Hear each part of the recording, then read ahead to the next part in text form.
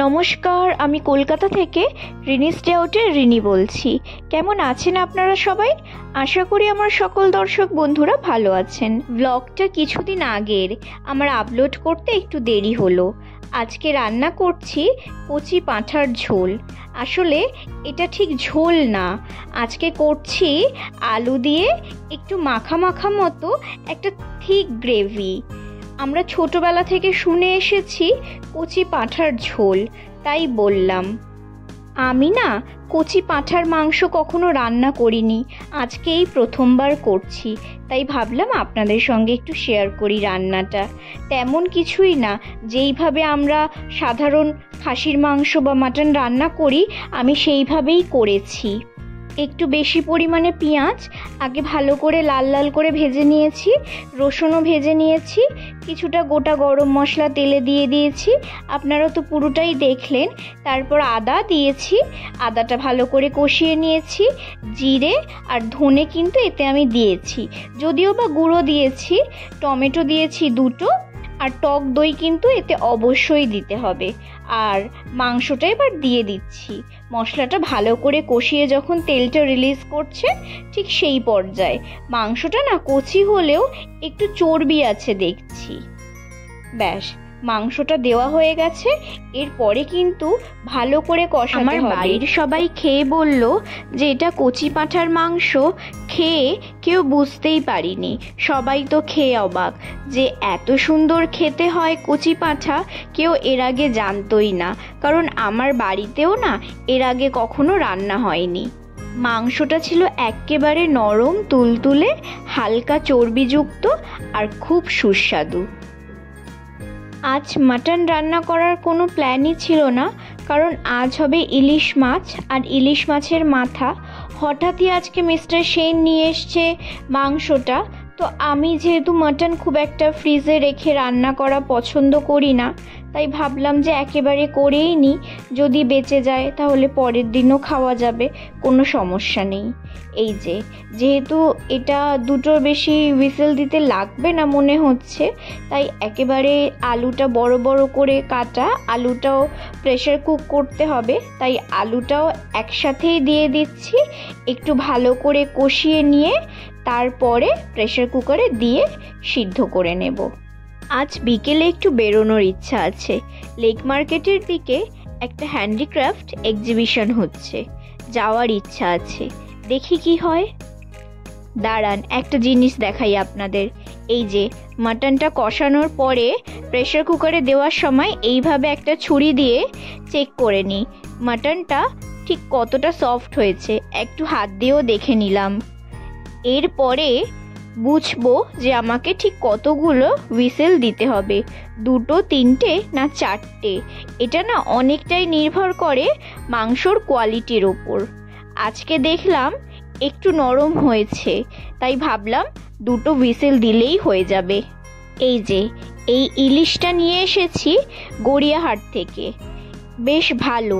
এটার ওজন ছিল ওই 1 কেজি 300 মতো। সাইজটা কিন্তু বেশ ভালোই ছিল। আজকে ইলিশটা আর রান্না করব না, ভাজাই রাখবো, কারণ মাটন দিয়েই বেশিটা খাওয়া হয়ে যাবে। আর একটু তেল তুলে রাখবো। মাছটা এবার ভেজে নিচ্ছি, আর পাশের কড়ায় মাছের মাথাটা ভাজা বসিয়েছি। মাছের মাথাটা দিয়ে করছি শাকটাকে কি শাক বলে যেন, দাঁড়ান ভুলে গেলাম ভয়েস ওভার দেওয়ার সময়। এটা হচ্ছে নোটে শাক। নোটে শাকটা করছি মাছের মাথা দিয়ে তিতো চচ্চড়ি।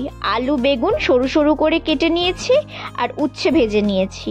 ব্যাস, হালকা একটু মশলা দিয়ে মাছের মাথা দিয়ে এই উচ্ছে চচ্চড়ি খুব ভালো খেতে হয়। আজকে রান্না কিন্তু একদম এইটুকুই, বেশি কিছু রান্না না। মাছের মাথা দিয়ে নোটে শাকের তিতো চচ্চড়ি, মাছ ভাজা আর মাংস। কাতলা মাছের মাথা দিয়ে প্রায়শই আমাদের বাড়িতে এই তিতো চচ্চড়ি হয়, তবে আজকে যেহেতু ইলিশ মাছের মাথা দিয়ে হয়েছে, স্বাদটা বেশ ভালো হয়েছে। রান্না এবার আমার একেবারে শেষ। এবার স্নান সেরে চলে এসেছি আমার গপুকে স্নান করাতে। আজকে ওকে স্নান করাচ্ছি কাঁচা দুধ দিয়ে। কাঁচা দুধের মধ্যে আমি দিয়ে দিচ্ছি একটুখানি কর্পূর। আমি গরমকালে এটা প্রায়শই দিই। কর্পূরটা অল্প একটুই দিলাম, যেহেতু অনেকটা বড় পুরোটা দিলাম না। আর বাকিটা আমি কি করি, ফেলে না দিয়ে এই যে সিংহাসনে এইভাবে ছড়িয়ে দিই। এতে কি হয়, মিষ্টি দেওয়া হয় তো ঠাকুরকে, মাঝে মাঝেই দেখি দু একটা লাল পিঁপড়ে। এই কর্পূরটা দিয়ে রাখলে না পিঁপড়েগুলো একদম থাকে না। এইবারে আমি ওকে স্নানটা করিয়ে দিই। আমার গোপুর পুরো শৃঙ্গার ভিডিওটা আপনারা আমার শর্টস বা রিলসে পেয়ে যাবেন। আমি বড় ভিডিওতে পুরোটা দিইনি, তাহলে একই হয়ে যাবে, প্লাস কি হবে, ভিডিওর লেন্থও অনেকটা বড় হয়ে যাবে। গা মোছানোর সময় আমি চোখের জায়গাটা একেবারে ছেড়ে দিই। চোখের কাজটা বেশি মোছামুছি করলে অঙ্গরাগটা না বারে বারে নষ্ট হয়ে যায়। আর এই অঙ্গরাগ করার প্রসেসটা খুব পেইনফুল মনে হয় আমার কাছে, তাই আমি চেষ্টা করি অঙ্গরাগ যাতে খুব কম করানো যায়। চলুন এবার আপনাদের দেখিয়ে দিই শৃঙ্গার করার পর আমার গোপুকে কেমন লাগছে। স্নান করে সাজগোজ কমপ্লিট, এবার খাবার পালা। আমি খাবারের থালাগুলো মানে প্রসাদের থালাগুলো আগেই সাজিয়ে রেখেছি। 5 রকম ফল এনেছিল মিস্টার সেন বাজার থেকে, সেগুলো আমি ধুয়ে রেখে দিয়েছি থালায়। আর একটু মালপোয়া আর একটু কালোজাম নিয়ে এসেছে, সেটাও একটা থালায় রেখে দিয়েছি। আর বাড়িতে যা ড্রাই ফ্রুটস ছিল, একটু চকলেট ছিল, আর একটু বাদাম চিক্কি, একটু বিস্কিট যেগুলো বাড়িতে থাকে সেগুলো একটা প্লেটে একটু দিয়ে দিয়েছি। আর ছোট যে থালাগুলোতে প্রতিদিন ভোগ দেওয়া হয় সেগুলো ফাঁকা রাখবো না বলে একটু বাতাসা দিয়ে দিয়েছি। ব্যাস, আজকের ভোগ নিবেদন এতটুকুই। যদি ভিডিওটা ভালো লেগে থাকে একটা লাইক করে দেবেন। একটু দেখাই কি সুন্দর একটা মোটা জুঁই ফুলের গোড়ের মালা পরিয়েছি।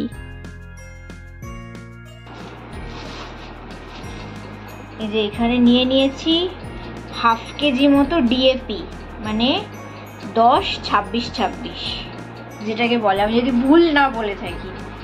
এটা এখন যাচ্ছি, এখন বাজে রাত 9:15, এখন যাচ্ছি গাছের সারটা দিতে। আমি তো একেবারেই শখের বাগানি, গাছ সম্বন্ধে আমার খুব বেশি ধারণা নেই, তো এগুলো আমি ইউটিউব দেখেই শিখেছি। আর ওই নার্সারির দাদারা যেইটুকু বলে দেয় সেইটুকুই যা আমার জ্ঞান। তো শুনেছি যে এই ডিএপি দিলে গাছে প্রচুর ফুল আসে, আর না দিলে খুব একটা ফুল হয় না। তো সেই জন্য আমি এটা নিয়ে এসেছি, তো দিয়ে দেখি কতটা কি ফুল আসে। তো যতদূর আমি জানি এটা দিতে হয় একদম আর্লি মর্নিংয়ে, মানে রোদ ওঠার আগে, আর না হলে রোদ পড়ে যাওয়ার পরে, মানে ওই 6টা কি 6:30টার পরে দিতে হয়। আর এটা দেওয়ার পরে গাছে জল দিতে হয় ভালো করে। তো যেই টব অনুযায়ী, মানে টবের মেজারমেন্ট অনুযায়ী যতটা প্রয়োজন সেই পরিমাণে আমি দিয়ে দিলাম। এবার জল দিচ্ছি, দেখি কতটা কি ফুল আসে। তবে আমি এইটুকু জানি যে ডিএপি দিলে, মানে এই 10, 26, 26 দিলে ফুল গাছে অন্তত ফুল ঠিকঠাকই আসবে। মানে 2 মাস যদি দেওয়া যায়, 2 মাসে 2বার কি 3বার যদি দেওয়া যায় তাহলে অবশ্যই ফুল আসবে। যদি আর কোনো গাছে সমস্যা না থেকে থাকে তাহলে ঠিকই ফুল আসবে। আর আপনারা যারা গাছ লাগান বা গাছ ভালোবাসেন তারা এই সারের কার্যকারিতা সম্বন্ধে নিশ্চয়ই জানেন। সকালে আপনাদেরকে বলেছিলাম না বিকেলে একটু বেরোবো, গিয়েছিলাম সেখানে। আর ওখান থেকে কয়েকটা জিনিসও নিয়ে এসেছি, বেশি কিছু না, 2-3টে ফ্রিজ ম্যাগনেট। আমার না এগুলো কালেক্ট করতে ভীষণ ভালো লাগে। আর পেয়েছিও এত মনের মতো কালেকশন, কি বলবো। কলকাতার ঐতিহ্য, হাতে টানা রিক্সা আর হলুদ ট্যাক্সি, এর সঙ্গে যদি একটা ট্রাম পেতাম তাহলে একদম সোনায় সোহাগা হয়ে যেত। কিন্তু সেটা পাইনি, যদি কখনো পাই তাহলে অবশ্যই নেব। সঙ্গে আর একটাও নিয়েছি, দেখাচ্ছি। পিছন থেকে বলছে আর জায়গা হবে না, জায়গা হবে না। আমি জায়গা করেই ছাড়বো।